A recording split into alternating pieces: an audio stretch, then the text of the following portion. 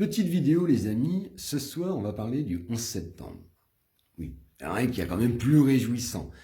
Il s'agirait quand même de revenir sur quelques, pas des contre-vérités, mais on va dire des belles âneries. Parce que le pire, attendez les gens, c'est que moi je dis pas qu'il y a un complot, je dis quand même qu'il y a un tissu de conneries. Mais alors le pire, c'est que personne n'a relevé les conneries. Heureusement, Hugui des bons tuyaux. Heureusement que je suis là. Alors, premièrement, première grave erreur que j'ai diagnostiquée. Mais, alors, l'erreur énorme, que personne n'a vue. Vous ne l'avez pas vu vous-même. Je suis sûr que vous l'avez vu quand même. Qu'est-ce qu'ils ont dit les autorités? Ah, le 11 septembre, c'est Ben Laden, c'est les musulmans. Je dis non. N'importe qui a un minimum, mais vraiment le minimum d'intelligence.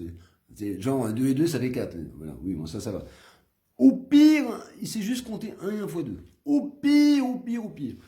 Au pire, quoi. Le mec est donc normal, qui a pas de problème cognitif, quoi. Il le sait très bien, aucun musulman digne dans sa foi. Je parle des vrais musulmans. Parce que, attention, il y a des... Oui, parce que vous avez vu, on vous a fait le coup des... Il y a les vrais, les faux. C'est un peu comme les cas contact Covid. Il y a les vrais et les faux. C'est un peu pareil, là. Il y a très peu de vrais et beaucoup de faux. Alors, chez les musulmans, il y a un peu plus de vrais que dans les cas Covid contact. Mais, voilà. Alors, les gens, soyons sérieux. Un musulman ne peut pas tuer. J'en connais plein. Des vrais, hein, je parle. Des vrais cas contact. Dignes, foi, dans la foi, etc. Je vous garantis. Ils ne peuvent pas tuer. Si quelqu'un vous prétend le contraire, écoutez bien ce que vous lui dites. Vous lui dites, tu ne comprends rien et tu ne connais même pas de quoi tu parles. C'est réglé. Ah, tu sais, les gens, attends, moi les gens qui ne savent pas de quoi ils parlent, hop. Mon ex, à un moment donné, elle a essayé de m'expliquer la vente. Je lui dis, non, écoute, tu retournes au fourneau. Non, je déconne, voyez les féminins, Rachid, oui, mais ma femme faisait bien la cuisine. Bon, on change de sujet parce que je sens déjà, oh là là, elle est féministe. Je faisais la vaisselle, donc s'il vous plaît. Ah bah oui. Ah oui, je faisais la vaisselle. Enfin, je mettais dans le lave-vaisselle Rachid, mais pour les féministes, on leur dit qu'on peut... Parce que après, ça va gueuler. Oh là là, mais tu connais les gens. Bon, ça, par contre, elles oublient de dire que c'est moi qui ramenais le pognon. Bon, bref, changement de sujet. On passe à autre chose. Donc, je suis un peu machiste. Un peu vite fait. Moi, je suis de la vieille école, moi. Donc, ah mais c'est un boomer, hein, c'est ça les boomers. Ouais, c'est compliqué. Donc, revenons, parce qu'on a, là, je sais pas, on s'est écarté du sujet, Rachid, tu remarques, bah, c'est de ma faute bientôt, c'est incroyable. Attends, qui a parlé de moi? Ah, c'est moi qui ai parlé de moi? Bon. Bref, on change de sujet. On revient au sujet. Donc, voilà, les musulmans, ça peut pas être eux qui tuent. Voilà, vous êtes d'accord, on est d'accord, je suis d'accord. Et si quelqu'un vous dit le contraire, c'est ce que vous lui dites, écoute, le handicap, je travaille dans le maintien à domicile, vous me l'emmenez et on s'occupe des handicapés, il n'y a pas de problème. Donc, soyons sérieux. Donc, les musulmans ne peuvent pas tuer. Premier point. Donc, ça ne peut pas être des musulmans. Hop! Deuxième point. Je le dis discrètement parce qu'il y a Rachid pas loin. Alors, si vous connaissez des Arabes, ne faites pas écouter ça. C'est une vérité, mais ils ne veulent pas l'entendre. À mon avis, vu la technicité du plan, ça ne peut pas être des Arabes. Non. Allez, Rachid s'énerve. Ne le prends pas mal, Rachid. Non, mais... En business, oui, les points de deal. Ah, ça va, ça gère bien. Mais là, c'est gros. Monsieur est touché dans son orgueil. Moi, je te dis, vu la technicité du plan, je parlerais plus, vous voyez, les gens, intuitivement, mais vraiment dans l'intuition. Pas au pif. Hein. On est un petit côté, genre, association Mossad israélien, CIA. Alors, par contre, avec le Mossad, ne divulguez pas trop, parce que il y a tout un délire dans le monde, vous savez, les Juifs, c'est les grands déportés du siècle. Alors, ils ont souffert pendant 5 ans. Alors, c'est vrai que les Africains qui ont souffert d'esclavage pendant 5 siècles, ça compte moins que les mecs pendant 5 ans. Bon. Ah non, mais on est dans un monde... tu sais, les gens ont du mal à compter 5 siècles, 5 ans. Non. Alors, c'est peut-être un ami m'a dit, parce qu'il y a beaucoup de Juifs à la tête des institutions bancaires, médias. Quand vous dites ça, ouais, non, antisémite. Parce que c'est un peu bizarre à l'époque. Vous dites une vérité, on vous insulte. Antisémite, il n'y a pas d'antisémite, vous avez dit une vérité. Les Juifs réussissent très bien en affaires. Ce n'est pas grave, je dis pas que calmons-nous. C'est juste le comprendre et le reconnaître. Donc forcément, ils s'acoquinent entre eux. Et à la limite, c'est pas que ça me dérange. Je combats ça, mais je peux comprendre leur système de pensée. C'est peut-être nous qui sommes cons les autres qui ne s'associent pas. Ça, c'est peut-être nous. Non, ils sont très forts en affaires et pour s'associer. Tant mieux pour eux. On a le droit de le dénoncer. Sans forcément, on n'appelle pas à les tuer. Non, mais ça, c'est carré. Ça. Moi, je suis très pragmatique. Mais c'est une vérité. Et on a le même coup avec le Covid, vous savez. Moi, je dis que c'est un complotiste. C'est que c'est une époque étrange, en fait. Vous dites des vérités, vous vous faites insulter. C'est un peu bizarre.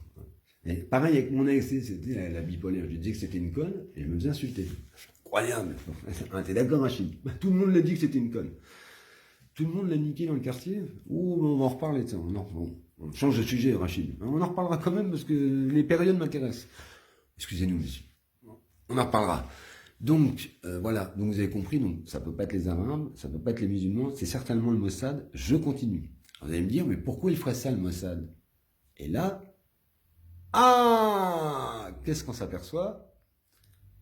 L'Irak, l'Afghanistan, et attendez, allez-y, les contrats d'armement pétrolier, c'est surtout les sionistes. Déjà on est sur une piste. Ce n'est pas fini. J'ai le plus beau. Là, c'est le pompon. Alors, très peu de gens le savent, mais c'est quand même le mobile du 11 septembre. Mais malheureusement, comme les gens sont focalisés sur autre chose, ils n'ont pas compris. Il faut le savoir, les gens, pour cultivez-vous. Sur Internet, tout est disponible. Mais sauf qu'on ne vous le dit pas. Donc moi, je vous le dis. Il y avait une histoire d'oléoduc qui devait passer comme par hasard, c'est quand même pas mal, l'Irak, comme par hasard, et l'Afghanistan. Non, les deux pays qui ont été attaqués. Alors, les deux puissances, avant le 11 septembre, les deux dirigeants ne voulaient pas de cet oléoduc. Hop, on fait la guerre, et donc on installe des régimes à nous. Enfin, je parle des Américains, des sionistes, tout ça. Hop, bah oui, parce que eux, quand ils gagnent, ils vont pas installer des opposants. Ils installent des mecs limite en mèche avec la CIA et tout. Et vous ne le croirez même pas. Incroyable, les amis. Comme par hasard, eh ben, les gars, dès que c'était les Américains qui ont pris le contrôle, le pays a changé. Ils ont dit, oh ben finalement, je suis pour l'oléoduc. Et alors, événement assez troublant quand même, c'est que les dirigeants nouveaux de l'Irak, totalement corrompus, ont touché des millions avec cet oléoduc. Et même des émissaires de la CIA.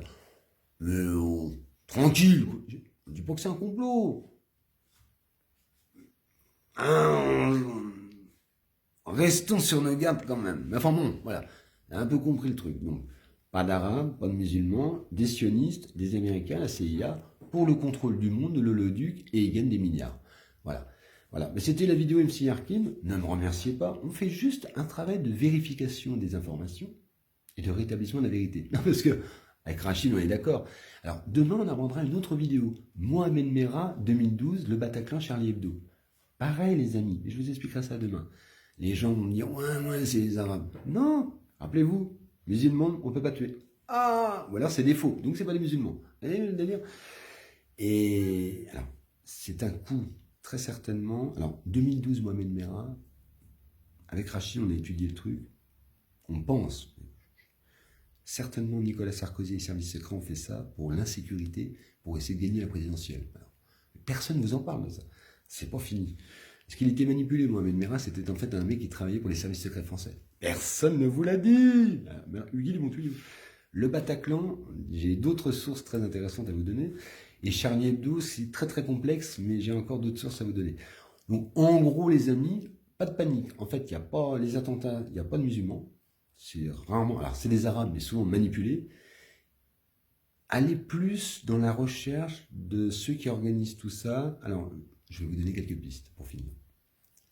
Des banquiers internationaux, des grands financiers, des délinquants en col blanc, plutôt sionistes, américains, juifs sionistes, cherchez plutôt là-dedans.